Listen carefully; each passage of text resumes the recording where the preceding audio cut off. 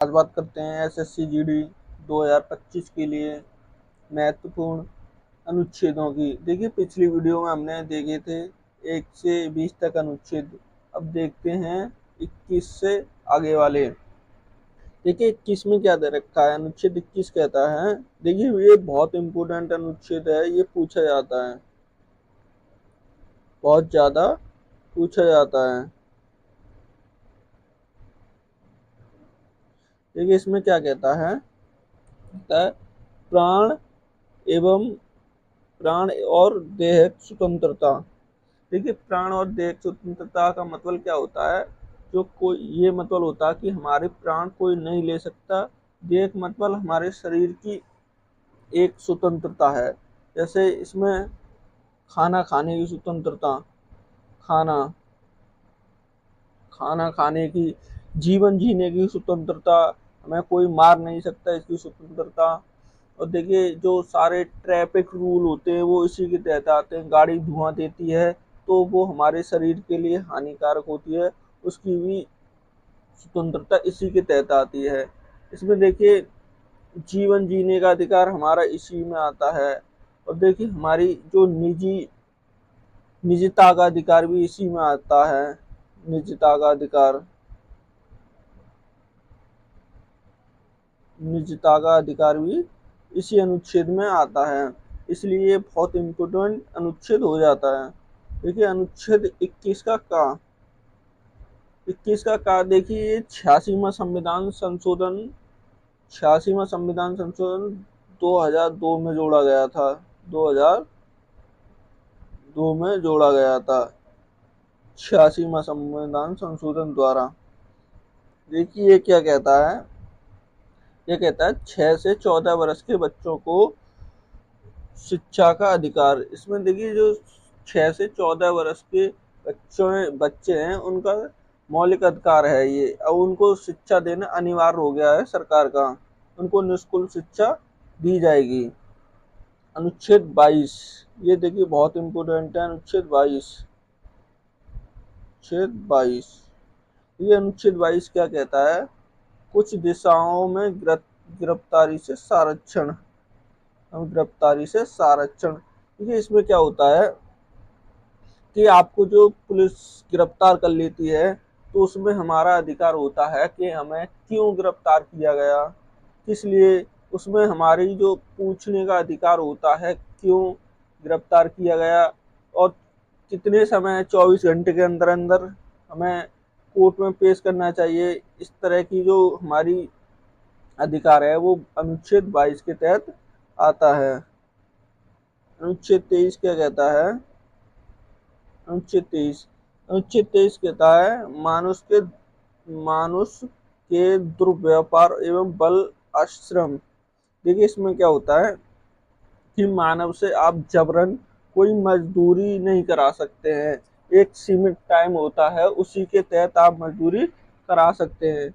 आप बिना पैसे दिए उस पर मजदूरी नहीं करा सकते हैं, या 18 साल से कम बच्चों के से मजदूरी नहीं करा सकते हैं। इसमें दुर्व्यापार पर बल दिया गया है।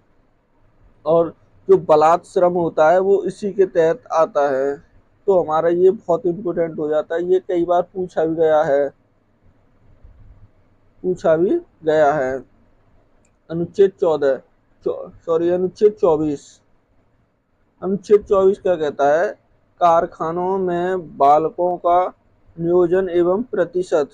देखिए इसमें क्या है, जो जो छोटे छोटे बच्चे होते हैं उनको जोखिम भरे कामों, जैसे कारखाने हैं, अन्य फैक्ट्रियां हैं जिनमें जान जाने की संभावना रहती है, तो ऐसे में जो छोटे बच्चे हैं 14 वर्ष से कम आयु के, उन्हें ऐसे जोखिम भरे कामों में नहीं कराया जा सकता है, नहीं लगाया जा सकता है। तो वो हमारा अनुच्छेद 24 कहता है।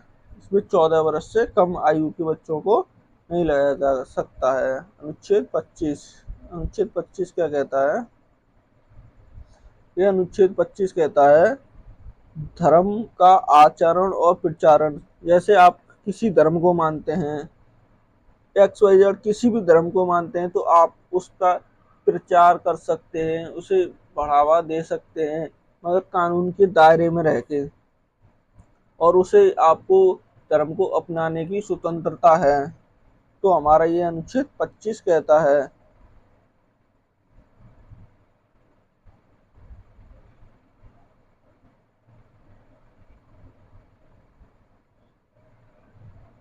अनुच्छेद 26, देखिए अनुच्छेद 26 क्या कहता है। अनुच्छेद 26 कहता है धार्मिक कार्यों को के प्रतिबंध की स्वतंत्रता, प्रबंध की स्वतंत्रता। ये कहता है आप धार्मिक कार्यों को कर सकते हैं एवं उसके प्रबंधक की भी स्वतंत्रता है, आप धार्मिक कार्य कर सकते हैं।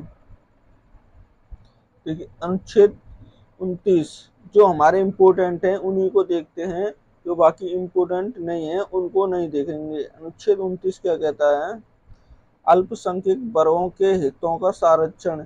जो अल्पसंख्यक हैं, जो छोटे समुदाय हैं, जो अपने धर्म को बढ़ाना चाहते हैं, उसके लिए वो अपना एक समुदाय बनाकर कुछ सरकार उनकी भी सहायता करेगी, ऐसा अल्पसंख्यकों के वर्गों के लिए अनुच्छेद 29 कहता है।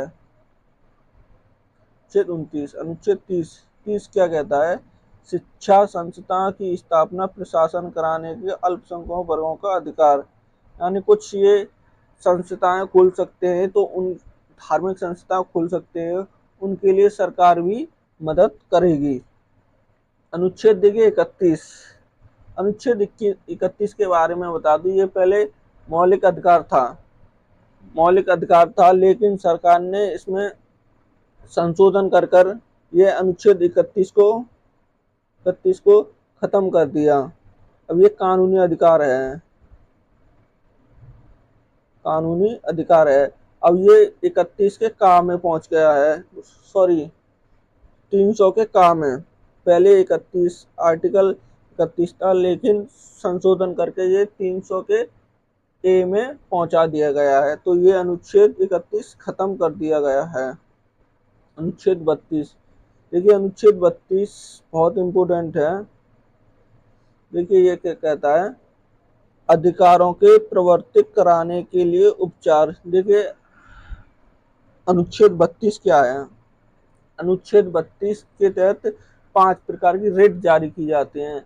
आपके मौलिक अधिकार का हनन हो रहा है या कोई दबा रहा है, तो आप इसके तहत सुप्रीम कोर्ट जा सकते हैं। तो सुप्रीम कोर्ट 5 प्रकार की रिट जारी करता है, इसलिए ये बहुत इम्पोर्टेंट है। आपके मौलिक अधिकारों की सुनवाई सुप्रीम कोर्ट इस अनुच्छेद के ही तहत करता है।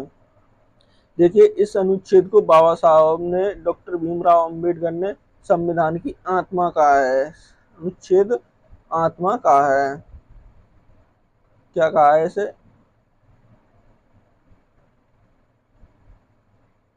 इसे, आत्मा कहा है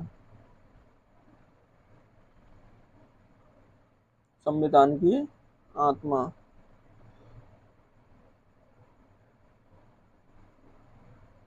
आत्मा माना है इस अनुच्छेद को। देखिए अनुच्छेद 36, इसमें क्या है, परिभाषा दी हुई है हमारे राज्यों की। देखिए अनुच्छेद 40, देखिए अनुच्छेद 40 क्या कहता है, ग्राम पंचायतों का गठन। जो हमारी ग्राम पंचायत होती हैं गाँव में, उनका गठन है वो इसी अनुच्छेद के तहत माना गया है। ये अनुच्छेद भी बहुत इम्पोर्टेंट है, बहुत इम्पोर्टेंट अनुच्छेद है। देखिए अनुच्छेद 48 क्या कहता है। देखिए यहाँ पर एक अनुच्छेद और छूट रहा है, वो अनुच्छेद है 44। वो बहुत इम्पोर्टेंट अनुच्छेद है। उसमें क्या है, उसमें हमारा जो सिविल है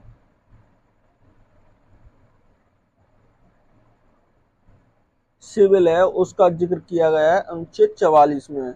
अनुच्छेद 48 क्या कहता है, ये अनुच्छेद 48 कहता है कृषि एवं पशुपालन संगठन। इसके तहत कृषि और पशुपालन को हम बढ़ावा दे सकते हैं। संगठन यानी उसका एक समुदाय बनाकर हम कार्य कर सकते हैं। अनुच्छेद 48 का देखिए इसमें क्या रखा है, पर्यावरण, वन तथा जन्य जीवों की रक्षा। इसके तहत देखिए हमारी और सरकार की जिम्मेदारी होगी कि पर्यावरण, वन तथा जीवों की हम रक्षा करें। जैसे पेड़ पौधे हैं इनको बढ़ावा दें, काटने से रोकें, जीवों की रक्षा करें जो दुधारू पशु हैं, गाय भैंस जो दूध देते हैं उनकी हत्या को रोकें। तो वो आर्टिकल हमारा हो जाता है 48 का। ये भी देखिए बहुत इम्पोर्टेंट है, बहुत इम्पोर्टेंट आर्टिकल है। अब देखिए अनुच्छेद 49 क्या कहता है, राष्ट्रीय स्मारक स्थान एवं वस्तुओं का संरक्षण। यानी राष्ट्रीय हमारी जो इमारत हैं उनकी रक्षा करना सरकार का कर्तव्य होगा और हमारा भी कर्तव्य होगा। जैसे ताजमहल, लाल किला, जो हमारी पुरानी इमारतें हैं उनकी सुरक्षा करना सरकार और हमारी जिम्मेदारी होगी। अनुच्छेद 50 क्या कहता है, कार्यपालिका से न्यायपालिका की प्रवक्ता। यानी कार्यपालिका और न्यायपालिका की शक्तियों का इसमें प्रावधान किया गया है।